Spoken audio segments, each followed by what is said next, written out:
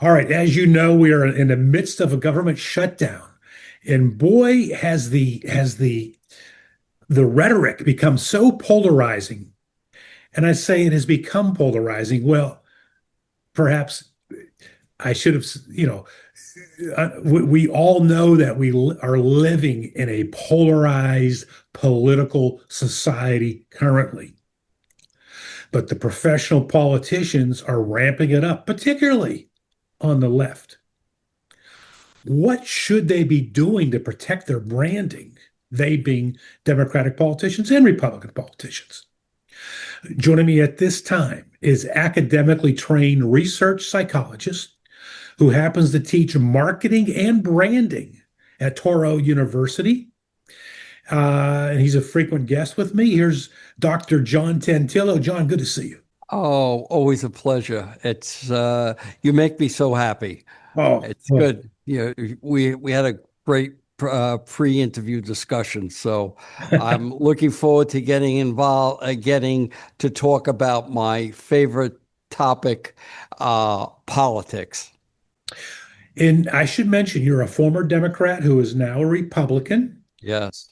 And you say there are five actionable recommendations you have for the Democratic Party. Yeah. Well, the first has to do with Politics 101.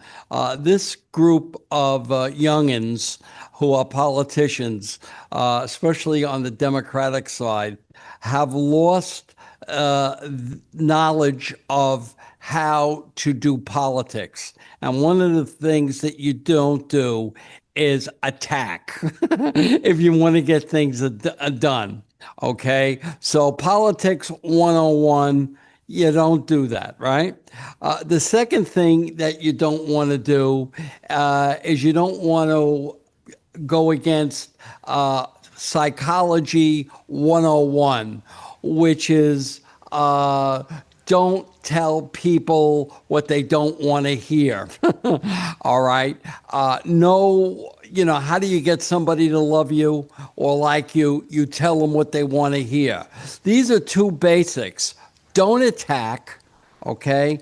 And secondly, don't say something that's going to alienate people. In Okay. fact, in fact, I've And heard, I've and heard, so, I've but go. heard, I've heard you say on that second point. I've heard you say, as a reminder, you get more bees with a teaspoon of honey than you do with a teaspoon of vinegar. Yeah, where has our mother and grandmothers and grandfathers' lessons learned? It's all been substituted, and this is my bête noire. I get so angry about this, and that's what we have here going on in New York, and that is the emphasis on social media. So that social media, what it has done is replaced logic for clickbait. So Hmm. what you really want to do is you want to be a media star as opposed to being a politician. And a good example of that is AOC. Yeah. AOC is an excellent social media person. She is not a great politician. What I ask you, what has she done legislatively for her constituents? Nothing. And what the media has done is fed into her success by claiming, and this is their blinders as well, how many followers she has. Yeah. And that's not politics. You see, politics takes time. And the youngins don't, what I operationally define as millennials, don't have patience for time. They want things done yesterday. And that's a result, and I can say this because I didn't have children, but their parents always never said no to them. It was always yes. You're doing so wonderfully. Yes, you're doing so beautifully. awards for just playing the sport as opposed to achievement. This is what is motivating our politics today. And guys and gals, a la Chuck Schumer, who I know very well, he was a friend of my political mentor, Cliff Wilson, when I was working for the state assembly. They're afraid of social media. They don't understand it. They don't get it. And I mean, really, with all due respect, AOC is vulnerable. But you got to know what you're doing, and you got to engage other young millennials to defeat her. Wow. So that's, you hit point one and two. Point three, in terms of the five actionables that you recommend to the Democratic Party. Yeah. Well, give up the elitist agenda. And I bring up that in my column, have the Democrats lost their mojo? Global warming is really an elitist issue because, Yeah. people who are poor or don't have the juice or don't have the money, what they want is they want cheap energy prices. Oh, yeah. Contra to what the elites want. Okay, they want us not to take on or use too much energy. And there was an interesting statistic that in Europe, the number of people who have died from heat is like a few 100,000, where the people in the United States that have died from heat exhaustion as a result of air conditioning is something like 21,000. I mean, it really is brilliant marketing by the left, but it really makes no sense. The another issue is you got to get is this idea of what I would call immigration being myopic. Uh, uh, what I mean by that is most people don't want aliens to have better benefits than they do. This is a craziness that the Democrats just don't understand. You have to make sure that your own citizens are in fact being taken care of. Another has to do with opposing anything that Trump says, which I call Trump derangement syndrome. And a great example of that is in the Middle East. There were only three, basically, Democrats that really complimented Trump on his efforts. And you got to give the Clintons some credit because they, in fact, said he did a good job. And of course, Fetterman, that was great. But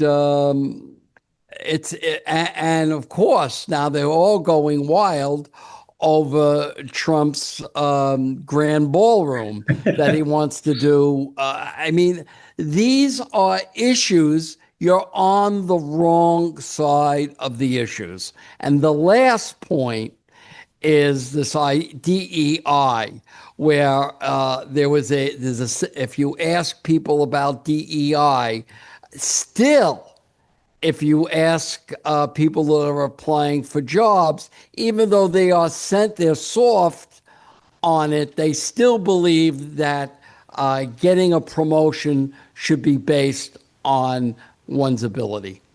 So these are areas that the Democrats, of which I was once part,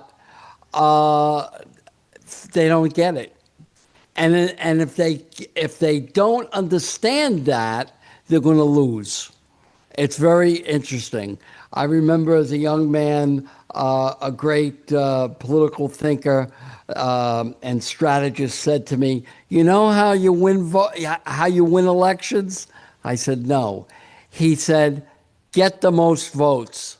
I mean, it's as simple as that. You And got to get the most votes. so, you think when you say they're going to lose, midterms, presidential, and Well, I know that you got to be careful about the midterms. And I would agree that the criticism of Trump and prices, food prices, and that's why he's doing what he's doing with Argentina and the beef. By the way, they used to consider Argentine beef the best beef in the world. I don't know if you know that, but yeah, that sounds familiar. it was really great. Uh, so he's got to do something about the prices, and otherwise, there's going to be chaos in them there hills. So that's my idea.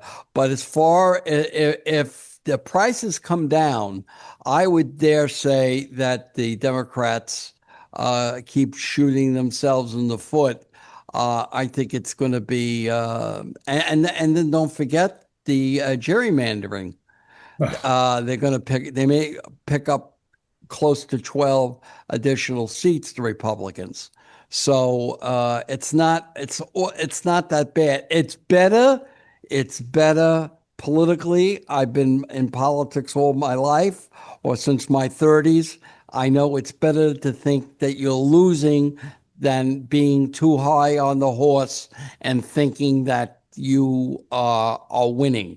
So I would say you have to be very, very careful about that.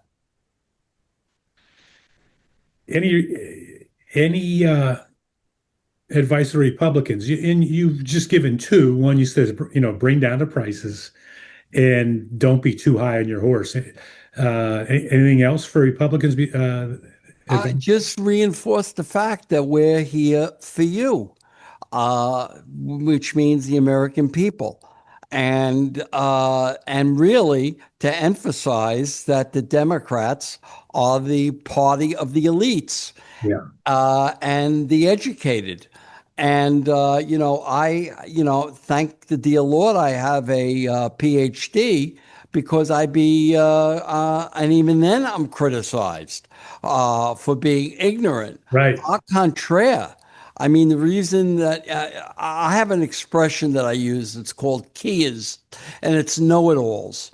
And what happens after graduate school is that you come away thinking that you're infallible. Okay, you're even more infallible than the Pope. And it's not true. There are certain things that you don't know. And secondly, things change. Well, from when I went to school, things change. So when people talk about tariffs, they're reciting what they learn from lefty economists who in the 19th century and 20th century was a negative that did contribute to the Great Depression. But he's using it, Trump is using it differently. But because it's Trump, it can't possibly work. And that's the problem. You have to think more results than process. These guys today that are critical of Trump are process oriented. In the old days, it was done this way. You're not supposed to go outside what has been done before. I mean, that's ridiculous. All right. We're in the 21st century. We're in Bitcoin. We're at AI. Things have changed. And that's the thing I have about people my age. They don't want to admit that the world has changed, or as Dylan used to say, the times they are changing. Times they are changing. John Tantillo, academically trained research psychologist who teaches marketing and branding and has a great resume in working with marketing and branding. I thank you for joining us. Oh, my pleasure. Hope to see you soon. All right. Likewise. Back with more right after this.